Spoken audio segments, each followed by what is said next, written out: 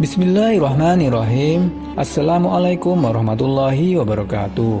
Jumpa lagi di channel Nasihat Kakek. Kali ini Nasihat Kakek kembali menjumpai Anda dengan membawakan satu kisah pilihan. Kisah Abah Anom menyadarkan Kiai Sakti. Diceritakan Bapak Ece Juwardi, ada ulama yang dikenal sakti, namanya Kiai Juret. Suatu hari, Kiai tersebut memiliki rencana untuk mengunjungi karomah Abah Anom dengan kesaktian yang dimilikinya. Kiai tersebut datang ke pondok pesantren Suryalaya dengan satu bis yang membawa 70 santrinya. Semua santri disebar di sekitar pesantren Suryalaya. Setelah Kiai itu masuk ke halaman Abah Anom, tidak disangka Abah Anom sudah berada di depan madrasah dan menyuruh Kiai untuk masuk ke madrasah Abah Anom bersama 70 santrinya yang telah disebar. Kiai tersebut merasa kaget akan kasyaf penglihatan batinnya Mursyid Tikien. Abah Anom meminta Kiai tersebut dan para santrinya untuk makan dahulu yang telah beliau sediakan di madrasah. Di dalam madrasah, Kiai memuji Abah Anom tentang pesantren beliau yang sangat luas nan indah, tetapi dibumbui kritik secara halus tentang kekurangan pesantrennya, yaitu tidak adanya burung cendrawasih, burung yang dikenal akan bulunya yang indah. Beliau hanya tersenyum dan menimpalinya dengan jawaban yang singkat, "Tentu saja Kiai, suatu di luar jangkauan akal." Setelah jawaban itu, burung cendrawasih yang berbulu indah melayang-layang di dalam madrasah yang sesekali hinggap. Kejadian itu membuat terpesonanya akan karomah yang dimiliki beliau, yaitu diam 1000 bahasa. Kejadian lagi, ketika makan dengan para santrinya, yang 70 pun nasi yang disediakan dalam bakul kecil itu tidak pernah habis. Namun, Kiai ini masih penasaran dan tidak mau kalah begitu saja.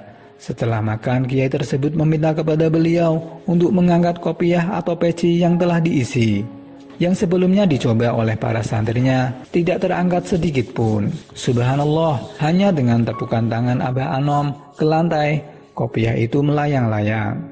Selanjutnya, Kiai tersebut mengeluarkan batu yang telah disediakan sebelumnya, dan batu itu dipukul dengan kekuatan tangannya sendiri sehingga terbelah menjadi 2. Sedangkan belahannya itu diberikan kepada Abah Anom. Kiai itu meminta Abah Anom untuk memukulnya sebagaimana yang telah dicontohkan. Abah Anom mengatakan kepada Kiai itu, "Abah tidak bisa apa-apa." Baiklah, selanjutnya batu itu diusap oleh tangan Abah dan batu itu menjadi air. Subhanallah. Kiai menguji lagi karomah Abah Anom dengan kelapa yang telah dibawa santrinya dari daerahnya. Kiai tersebut meminta yang aneh-aneh kepada Abah Anom agar isi dalam kelapa tersebut ada ikan yang memiliki sifat dan bentuk tertentu. Dengan tawaduknya Abah Anom menjawab, "Masya Allah, kenapa permintaan Kiai ke Abah berlebihan? Abah tidak bisa apa-apa." Selanjutnya Abah Anom berkata, Baiklah kalau begitu, kita memohon kepada Allah, mudah-mudahan Allah mengabulkan kita." Setelah berdoa, beliau menyuruh kelapa itu untuk dibelah 2, dan dengan izin Allah, di dalam kelapa itu ada ikan yang sesuai dengan permintaan sang Kiai. Subhanallah. Selanjutnya, entah dari mana datangnya, di tangan Abah Anom sudah ada ketepal, dan ketepal itu diarahkan atau ditembakkan ke langit-langit madrasah.